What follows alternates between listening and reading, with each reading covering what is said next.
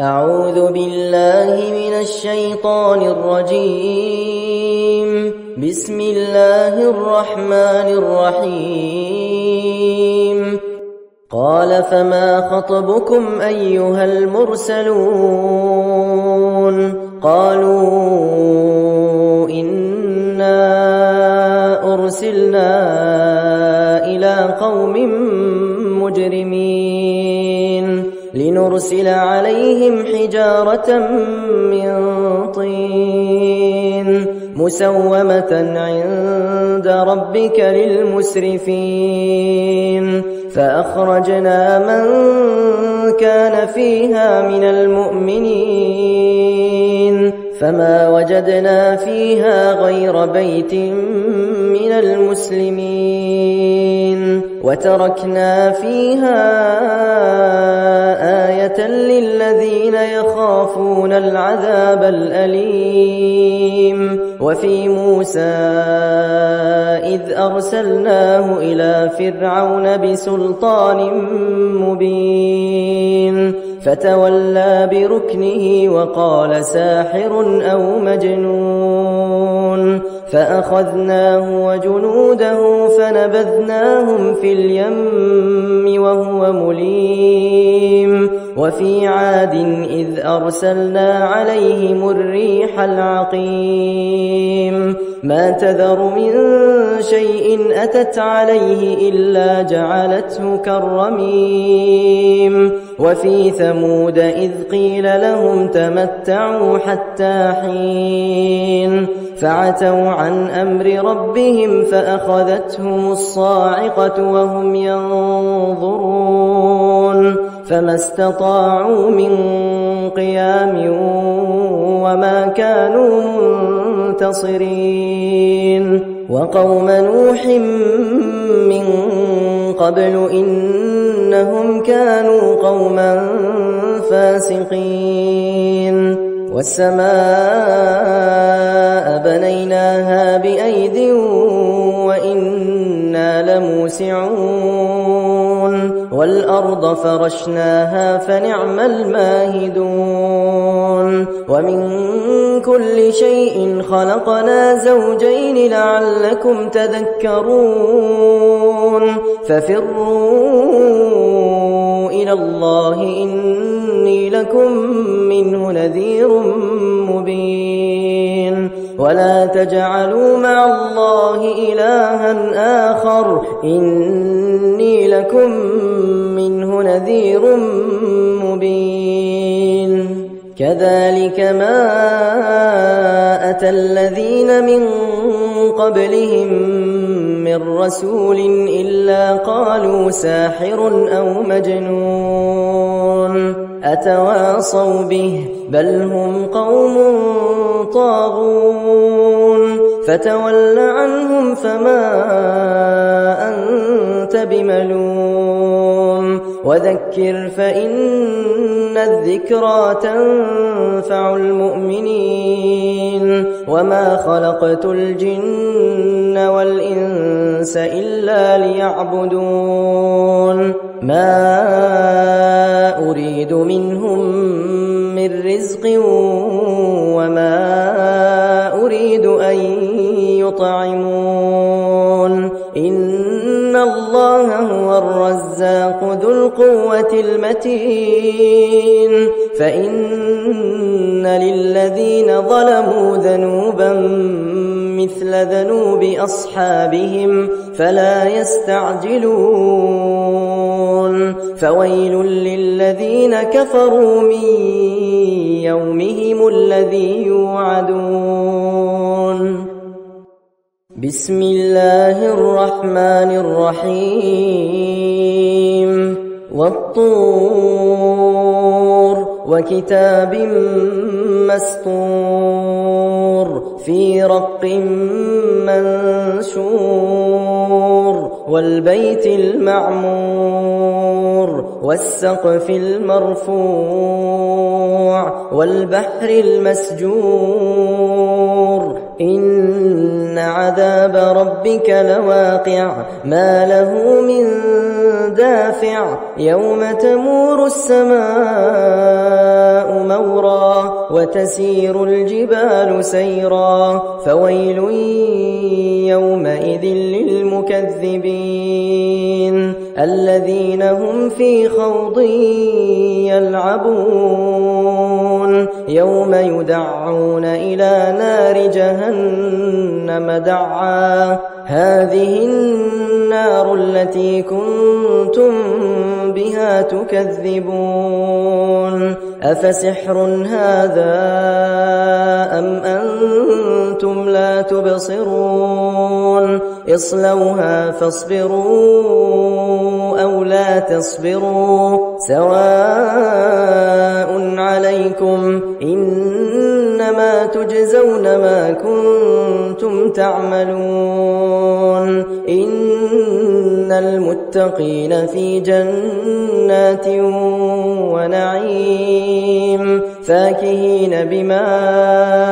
آتاهم ربهم ووقاهم ربهم عذاب الجحيم كلوا واشربوا هنيئا بما كنتم تعملون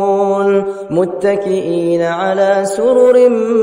مصفوفة وزوجناهم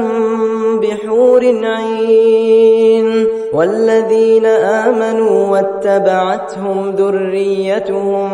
بإيمان ألحقنا بهم ذريتهم وما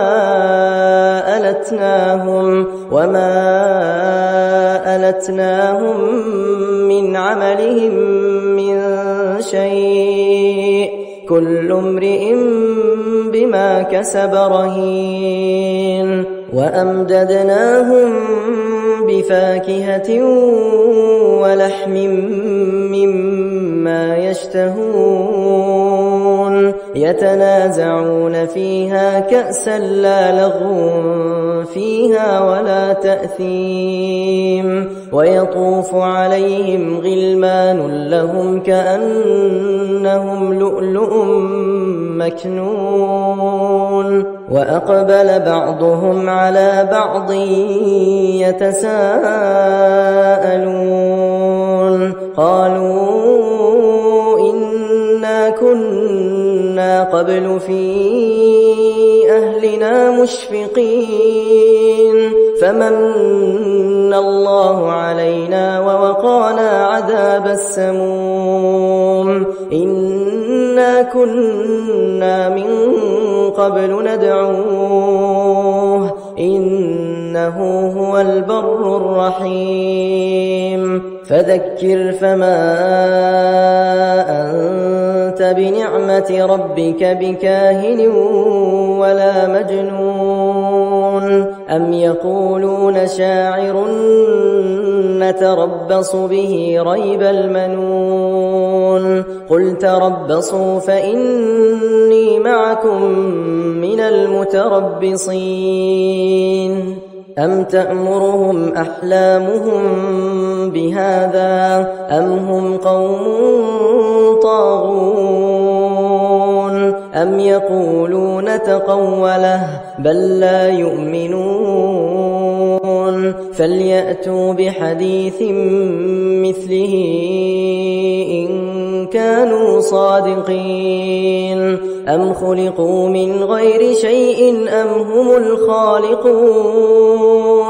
أم خلقوا السماوات والأرض بل لا يوقنون أم عندهم خزائن ربك أم هم المسيطرون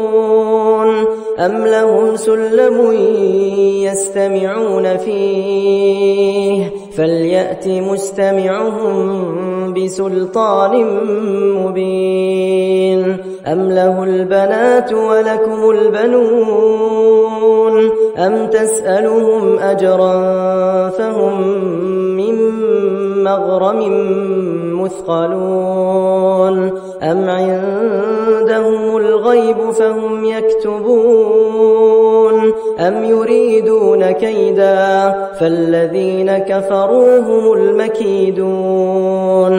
أم لهم إله غير الله سبحان الله عما يشركون وإن يروا كسفا من السماء ساقطا يقولوا سحاب مركوم فذرهم حتى يلاقوا يومهم الذي فيه يصعقون يوم لا يغني عنهم كيدهم شيئا ولا هم ينصرون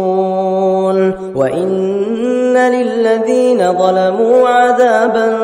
دون ذلك ولكن أكثرهم لا يعلمون واصبر لحكم ربك فإنك بأعيننا وسبح بحمد ربك حين تقوم ومن الليل فسبحه وإدبار النجوم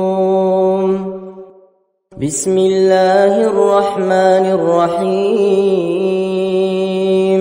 والنجم إذا هوى ما ضل صاحبكم وما غوى وما ينطق عن الهوى إن هو إلا وحي يوحى علمه شديد القوى ذو مرة فاستوى وهو بالأفق الأعلى ثم دنا فتدلى فكان قاب قوسين أو أدنى فأوحى إلى عبده ما أوحى ما كذب الفؤاد ما رأى أفتمارونه على ما يرى ولقد رآه نزلة أخرى عند سدرة المنتهى عندها جنة المأوى إذ يغشى السدرة ما يغشى ما زاغ البصر وما طغى لقد رأى من آيات ربه الكبرى أفرأيتم اللات والعزى ومناة الثالثة الأخرى ألكم الذكر وله الأنثى تلك إذا قسمة ضيزى إن هي إلا أسماء سميتموها أنتم وآباؤكم ما أنزل الله بها من سلطان إن يتبعون إلا الظن وما تهوى الأنفس ولقد جاءهم من ربهم الهدى أم للإنسان ما تمنى فلله الآخرة والأولى وكم من ملك في السماوات لا تغني شفاعتهم شيئا إلا من بعد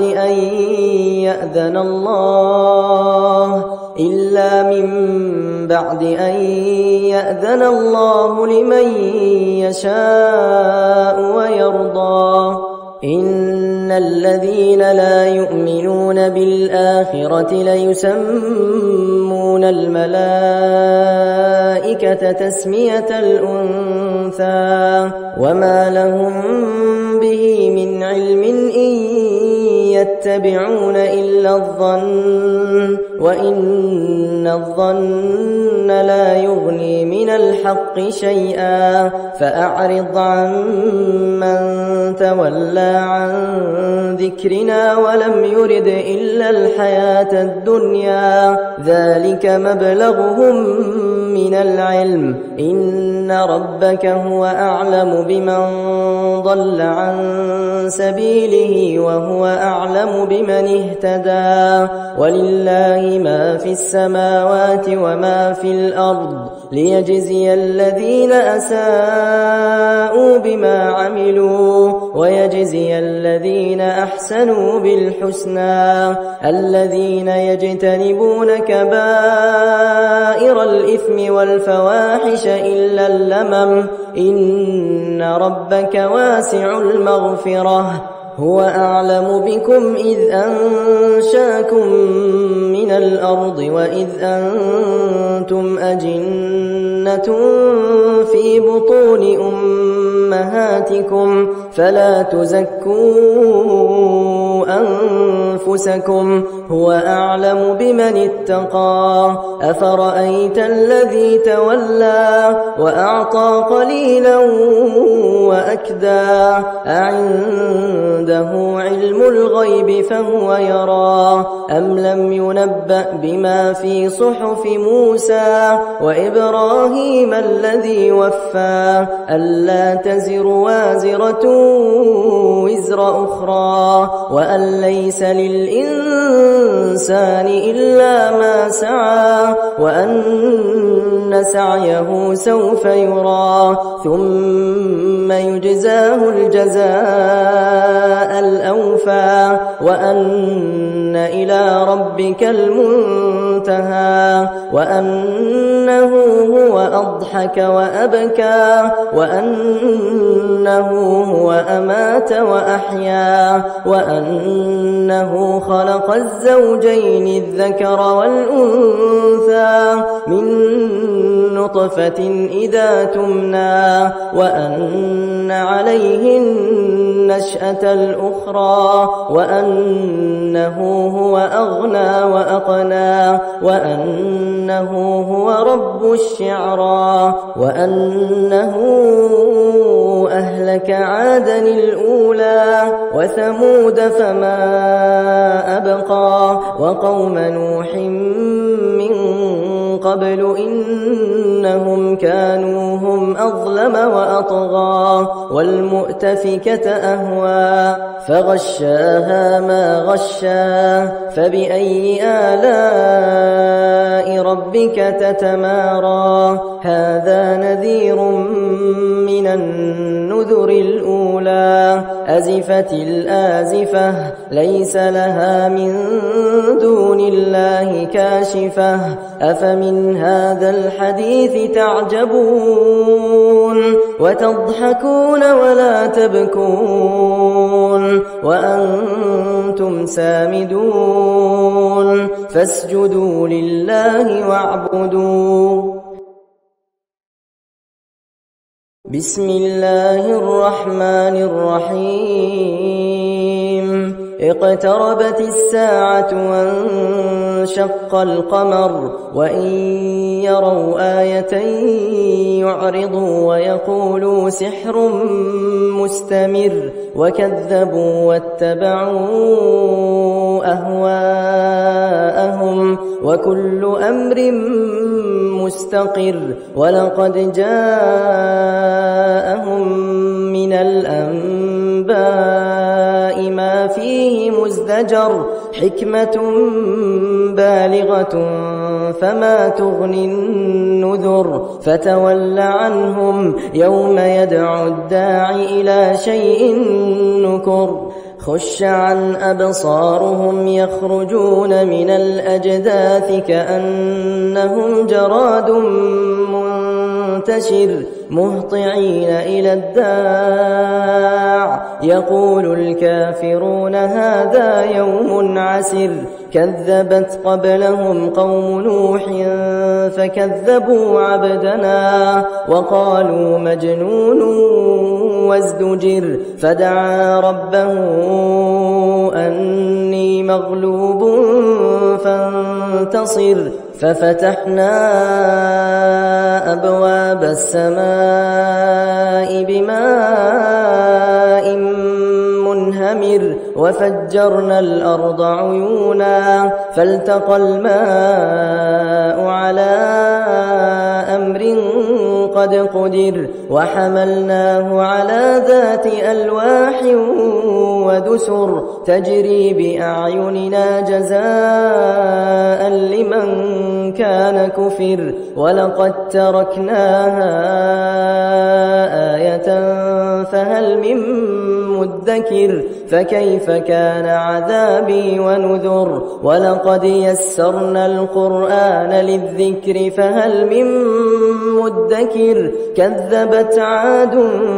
فكيف كان عذابي ونذر إنا أرسلنا عليهم ريحا صرصرا في يوم نحس مستمر تنزع الناس كأنهم أعجاز نخل منقعر فكيف كان عذابي ونذر ولقد يسرنا القرآن للذكر فهل من مدكر كذبت ثمود بالنذر فقالوا أبشرا منا واحدا نتبعه إنا إذا لفي ضلال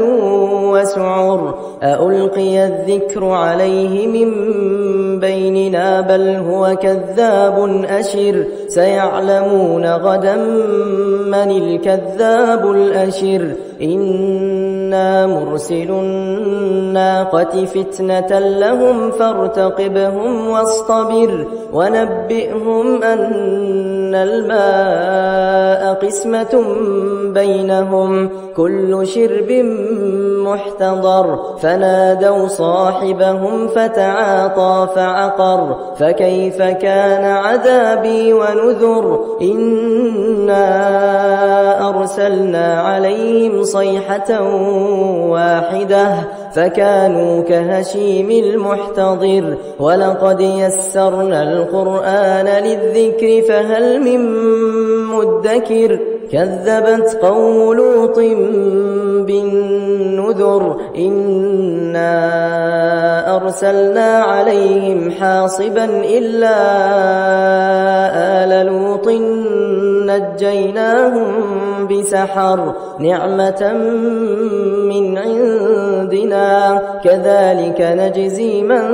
شكر ولقد أنذرهم بطشتنا فتماروا بالنذر ولقد راودوه عن ضيفه فطمسنا أعينهم فذوقوا عذابي ونذر ولقد صبحهم بكرة عذاب مستقر فذوقوا عذابي ونذر ولقد يسرنا القرآن للذكر فهل من مدكر ولقد جاء آل فأخذناهم أخذ عزيز مقتدر أكفاركم خير من أولئكم أم لكم براءة في الزبر أم يقولون نحن جميع منتصر سيهزم الجمع ويولون الدبر بل الساعة موعدهم والساعة أدهى وأمر إن المجرمين في ضلال وسعر يوم يسحبون في النار على وجوههم ذوقوا مس سقر إنا كل شيء خلقناه بقدر وما أمرنا إلا واحدة كلمح بالبصر ولقد أهلكنا أشياعكم فهل من مدكر وكل شيء فعلوه في الزبر وكل صغير وكبير مستطر إن المتقين في جنة بسم الله الرحمن الرحيم الرحمن علم القرآن خلق الإنسان علمه البيان الشمس والقمر بحسبان والنجم والشجر يسجدان والسماء رفعها ووضع الميزان ألا تطغوا في الميزان وأقيموا الوزن بالقسط ولا تخسروا الميزان والأرض وضعها للأنام فيها فاكهة والنخل ذات الأكمام والحب ذو العصف والريحان فبأي آلاء ربكما تكذبان خلق الإنسان من صلصال كالفخار وخلق الجان من مارج من نار فبأي آلاء ربكما تكذبان رب المشرقين ورب المغربين فبأي آلاء ربكما تكذبان مرج البحرين يلتقيان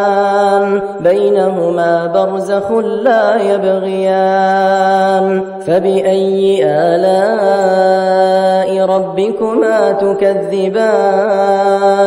يخرج منهما اللؤلؤ والمرجان فبأي آلاء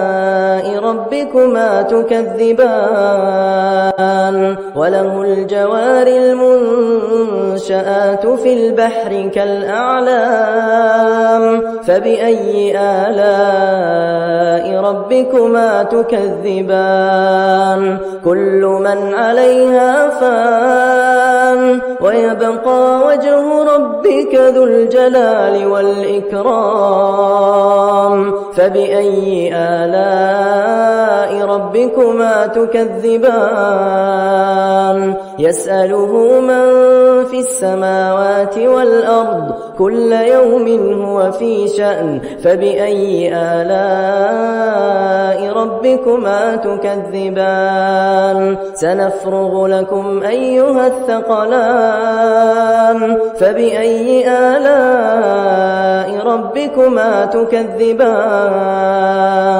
يا معشر الجن والإنس إن استطعتم أن تنفذوا من أقطار السماوات والأرض فانفذوا لا تنفذون إلا بسلطان فبأي آلاء ربكما تكذبان يرسل عليكما شواظ من نار ونحاس فلا تنتصران فبأي آلاء ربكما تكذبان فإذا انشقت السماء فكانت وردة كالدهان فبأي آلاء ربكما تكذبان فيومئذ لا يسأل عن ذنبه إنس ولا جان فبأي آلاء ربكما تكذبان يعرف المجرمون بسيماهم فيؤخذ بالنواصي والأقدام فبأي آلاء ربكما تكذبان هذه جهنم التي يكذب بها المجرمون يطوفون بينها وبين حميم آن فبأي آلاء ربكما تكذبان ولمن خاف مقام ربه جنتان فبأي آلاء ربكما تكذبان ذواتا أفنان فبأي آلاء ربكما تكذبان فيهما عينان تجريان فبأي آلاء آلاء ربكما تكذبان فيهما من كل فاكهة زوجان فبأي آلاء ربكما تكذبان متكئين على فرش بطائنها من استبرق وجنى الجنتين دان فبأي آلاء ربكما تكذبان فيهن قاصرات الطرف لم يطمثهن إنس قبلهم ولا جان فبأي آلاء ربكما تكذبان كأنهن الياقوت والمرجان فبأي آلاء ربكما تكذبان هل جزاء الإحسان إلا الإحسان فبأي آلاء ربكما تكذبان ومن دونهما جنتان فبأي آلاء ربكما تكذبان مدهامتان فبأي آلاء ربكما تكذبان فيهما عينان نضاختان فبأي آلاء ربكما تكذبان فيهما فاكهة ونخل ورمان فبأي آلاء ربكما تكذبان فيهن خيرات حسان فبأي آلاء ربكما تكذبان حور مقصورات في الخيام فبأي آلاء ربكما تكذبان لم يطمثهن إنس قبلهم ولا جان فبأي آلاء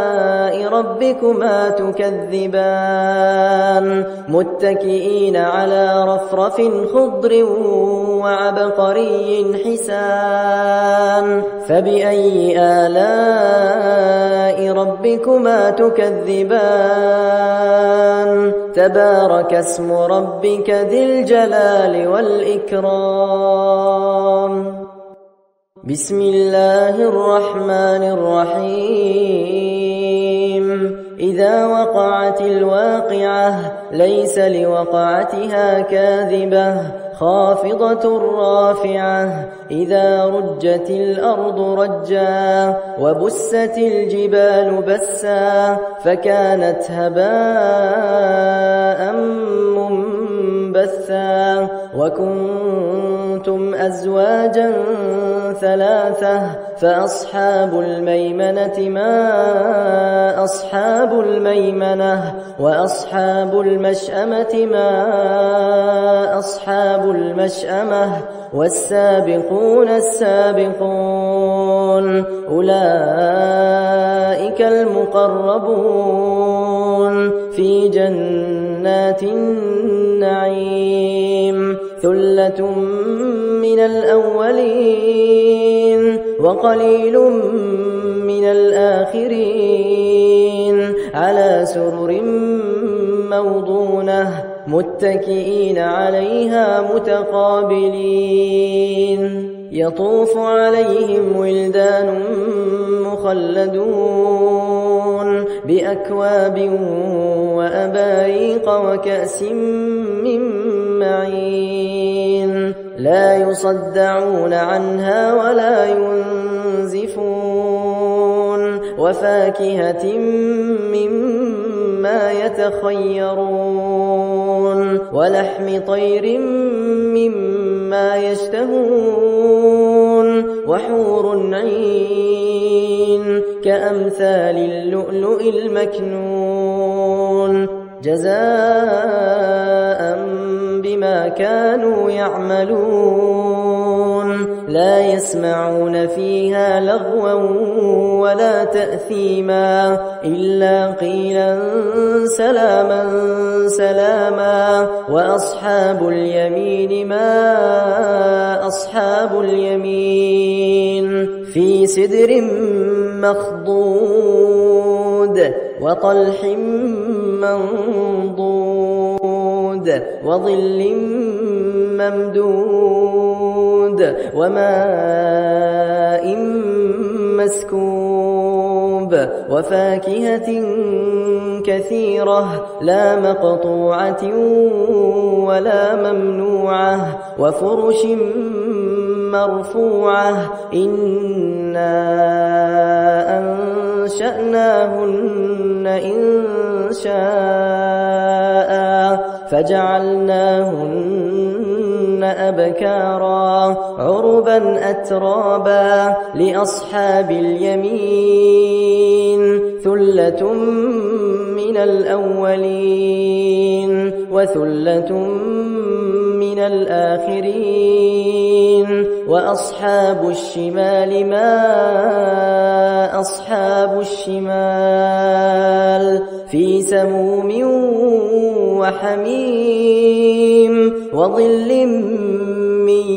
يحموم لا بارد ولا كريم إنهم كانوا قبل ذلك مترفين وكانوا يصرون على الحنث العظيم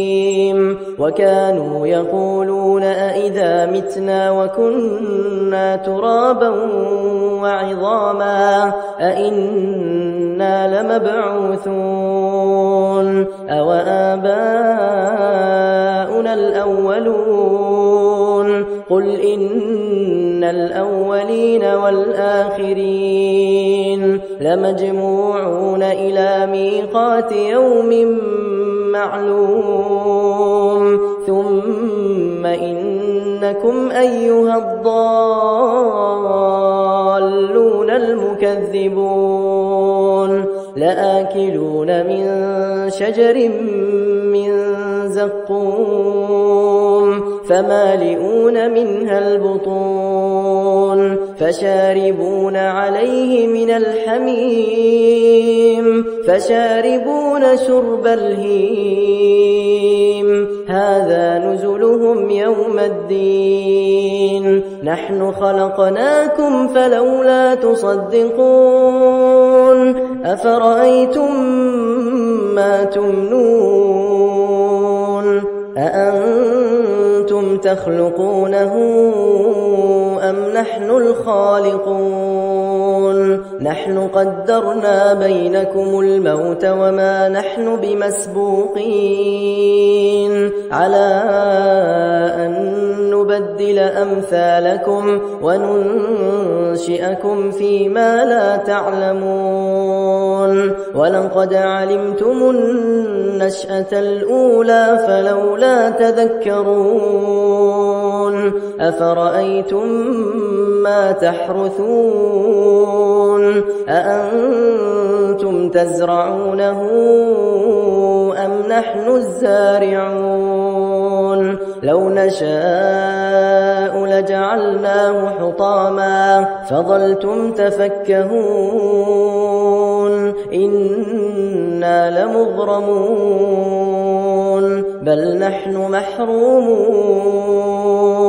أفرأيتم الماء الذي تشربون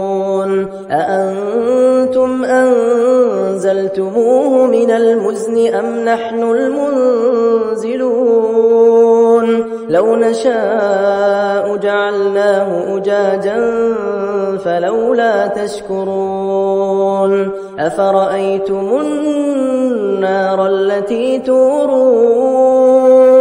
أأنتم أنشأتم شجرتها أم نحن المنشئون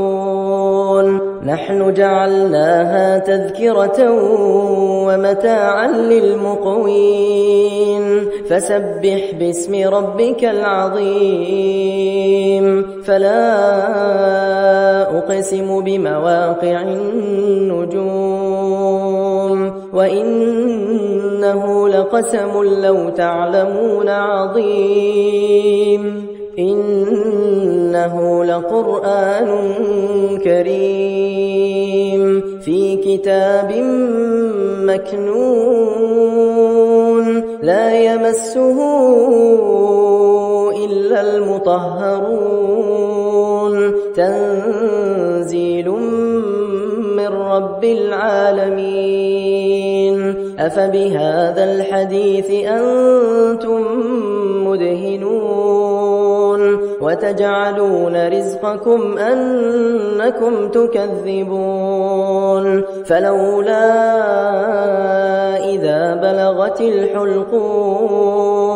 وأنتم حينئذ تنظرون ونحن أقرب إليه منكم ولكن لا تبصرون فلولا إن كنتم غير مدينين ترجعونها إن كنتم صادقين فأما إن كان من المقربين فروح وريحان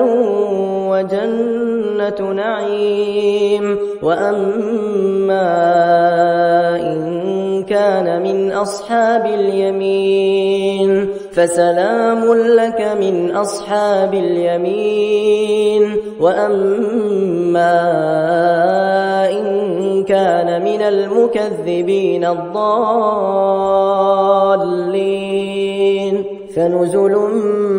من حميم وتصلية جحيم إن هذا لهو حق اليقين بسم الله الرحمن الرحيم سبح لله ما في السماوات والأرض وهو العزيز الحكيم له ملك السماوات والأرض يحيي ويميت وهو على كل شيء قدير هو الأول والآخر والظاهر والباطن وهو بكل شيء عليم هو الذي خلق السماوات والأرض في 6 أيام ثم استوى على العرش يعلم ما يلج في الأرض وما يخرج منها وما ينزل من السماء وما يعرج فيها وهو معكم أينما كنتم والله بما تعملون بصير له ملك السماوات والأرض وإلى الله ترجع الأمور يولج الليل في النهار ويولج النهار في الليل وهو عليم بذات الصدور آمنوا بالله ورسوله وأنفقوا مما جعلكم مستخلفين فيه فالذين آمنوا منكم وأنفقوا لهم أجر كبير وما لكم لا تؤمنون بالله والرسول يدعوكم لتؤمنوا بربكم وقد أخذ ميثاقكم إن كنتم مؤمنين هو الذي ينزل على عبده آيات بينات ليخرجكم من الظلمات إلى النور وإن الله بكم لرؤوف رحيم وما لكم ألا تنفقوا في سبيل الله ولله ميراث السماوات والأرض لا يستوي منكم من أنفق من قبل الفتح وقاتل أولئك أعظم درجة من الذين أنفقوا من بعد وقاتلوا وكلا وعد الله الحسنى والله بما تعملون خبير من ذا الذي يقرض الله قرضا حسنا فيضاعفه له وله أجر كريم يوم ترى المؤمنين والمؤمنات يسعى نورهم بين أيديهم وبأيمانهم بشراكم اليوم جنات تجري من تحتها الأنهار خالدين فيها ذلك هو الفوز العظيم يوم يقول المنافقون والمنافقات للذين آمنوا انظرونا نقتبس من نوركم قيل ارجعوا وراءكم فالتمسوا نورا فضرب بينهم بسور له باب باطنه فيه الرحمة وظاهره من قبله العذاب ينادونهم ألم نكن معكم قالوا بلى ولكنكم فتنتم أنفسكم وتربصتم وارتبتم وغرتكم الأماني حتى جاء أمر الله وغركم بالله الغرور فاليوم لا يؤخذ منكم فدية ولا من الذين كفروا مأواكم النار هي مولاكم وبئس المصير ألم يأن للذين آمنوا أن تخشع قلوبهم لذكر الله وما نزل من الحق ولا يكونوا كالذين أوتوا الكتاب من قبل فطال عليهم الأمد فقست قلوبهم وكثير منهم فاسقون اعلموا أن الله يحيي الأرض بعد موتها قد بينا لكم الآيات لعلكم تعقلون إن المصدقين والمصدقات وأقرضوا الله قرضا حسنا يضاعف لهم ولهم أجر كريم والذين آمنوا بالله ورسله أولئك هم الصديقون والشهداء عند ربهم لهم أجرهم ونورهم والذين كفروا وكذبوا بآياتنا أولئك أصحاب الجحيم اعلموا أنما الحياة الدنيا لعب وله وزينة وتفاخر بينكم وتكاثر في الأموال والأولاد كمثل غيث أعجب الكفار نباته ثم يهيج فتراه مصفرا ثم يكون حطاما وفي الآخرة عذاب شديد ومغفرة من الله ورضوان وما الحياة الدنيا إلا متاع الغرور سابقوا إلى مغفرة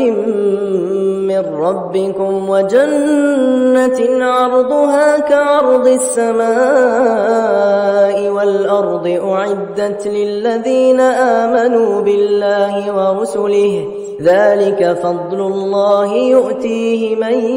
يشاء والله ذو الفضل العظيم ما أصاب من مصيبة في الأرض ولا في أنفسكم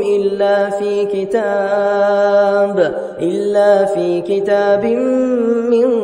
قبل أن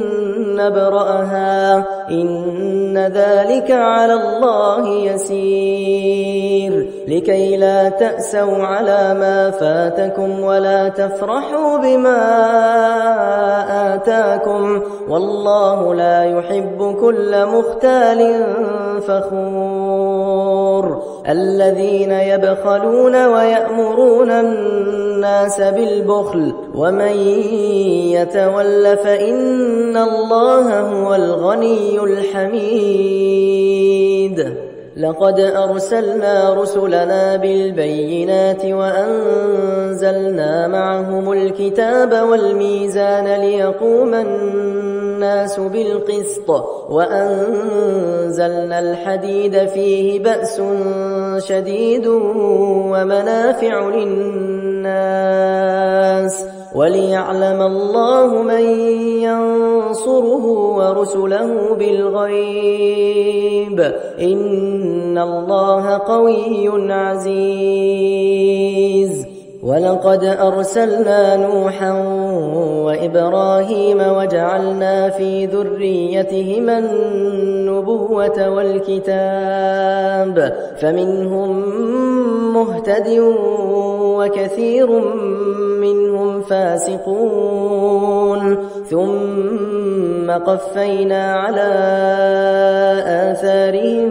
برسلنا وقفينا بعيسى ابن مريم وآتيناه الإنجيل وجعلنا في قلوب الذين اتبعوه رأفة ورحمة ورهبانية ابتدعوها ما كتبناها عليهم إلا ابتغاء رضوان الله فما رعوها حق رعايتها فآتينا الذين آمنوا منهم أجرهم وكثير منهم فاسقون يا أيها الذين آمنوا اتقوا الله وآمنوا برسوله يؤتكم كفلين من رحمته ويجعل لكم نورا تمشون به ويغفر لكم والله غفور رحيم